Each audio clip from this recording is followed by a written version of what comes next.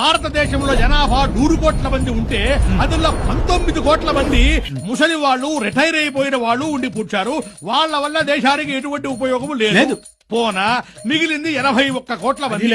25 కోట్ల మంది స్కూళ్లు, కాలేజీలు, పిహెచ్డీలు చేస్తా ఉండారు.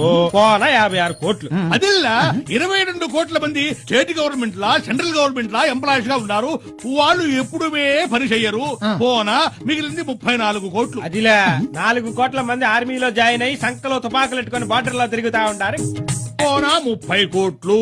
అదిల్లా 20 కోట్ల మంది దొంగలుగా, దోపిడీలుగా, రౌడీలుగా, సోంబేరులుగా కుంగుఫూ కరాటేలు ప్రాక్టీస్ చేస్తా ఉంటారు. వాళ్ళు రొంబ వేస్ట్, దేశానికి ఉపయోగపడరు. అది పోనా మిగిలింది 10 కోట్లు. 8 కోట్ల మంది పని పాట లేకుండా తిరుగుతా ఉంటారు. పోనీ ఆమిత్యం 2 కోట్ల మంది అయినా దేశానికి ఉపయోగపడతారా అంటే అదిల్లా 1,20,00,000 మంది అడ్డమైన జబ్బులతో, రోగాలతో, రొచ్చులతో హాస్పిటల్లో ట్రీట్మెంట్ లో ఉండారు. ఇక మిగిలింది మిచ్చం 80 లక్షల మంది. ఇండియన్ స్టాటిస్టిక్స్ ప్రకారం 79,99,995 మంది రకరకాల నేరాలు చేసి జైల్లో ఇరుక్కున్నారు. ఇక మిగిలింది 5 మంది. ప్రధానమంత్రి వాజ్పేయి, ముఖ్యమంత్రి చంద్రబాబు నాయుడు, నాను, ఎన్ సన్ను, ని. ప్రధానమంత్రి, ముఖ్యమంత్రి వారి వారి పని వారు చేసుకుంటా ఉంటారు. నాను, ఎన్ సన్ను మా పని మేము చేసుకుంటా ఉన్నాము.